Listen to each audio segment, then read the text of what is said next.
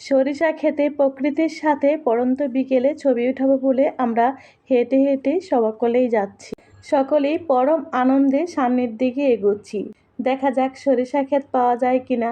এই ছোট্ট ভিডিওটি বিয়ের দিন। খাওয়া দাওয়া শেষে আমরা একটু বাইরে গিয়েছি। পড়ন্ত বিকেলে ঘুরতে ভালোই লেগেছিল। সুন্দর পরিবেশে ঘুরতে কার না ভালো লাগে, বিশেষ করে এই প্রকৃতির সবুজের সাথে মিশতে আমার তো বরাবরই ভালো লাগে। বিয়ের দিন খাওয়া দাওয়ার পর পড়ন্ত বিকেলে ভাবলাম একটু সরিষা ক্ষেত ও প্রকৃতির সাথে ছবি উঠানো হবে, একটু বাইরের পরিবেশটা ঘুরে দেখা যাক। তো যেই কথা সেই কাজ। আর আমার মামুনিরাও একটু সরিষা ক্ষেতে ছবি উঠাতে চেয়েছিল, তাই তো আমার ছোট ভাই কয়েকজন মিলে আমাদেরকে নিয়ে গিয়েছিল সুন্দর পরিবেশে। সুনামগঞ্জের বাংলাবাজার এলাকায় ছবির মতো এত সুন্দর দৃশ্য আসলে নিজের চোখে না দেখলে বিশ্বাস করতেই পারতাম না। খুব ভালো লেগেছিল।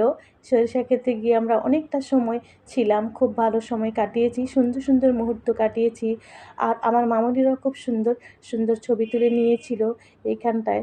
আর সূর্যের সাথে ছবিগুলো আমাদের জাস্ট অসাধারণ হয়েছিল। ভিডিওর মাধ্যমে আমার ছোট ভাইদেরকেও ধন্যবাদ এত সুন্দর পরিবেশে আমাদের নিয়ে যাওয়ার জন্য। যদিও সরিষা ক্ষেতে তেমন সরিষা ফুল ছিল না, তবু আমাদের ছবিগুলো ছিল জাস্ট অসাধারণ। সূর্যের সাথে ছবির লুকগুলো, ভিডিওগুলো আমাদের কাছে তো খুব ভালো লেগেছিল। সরাসরি দেখতে আরও বেশি সুন্দর ছিল।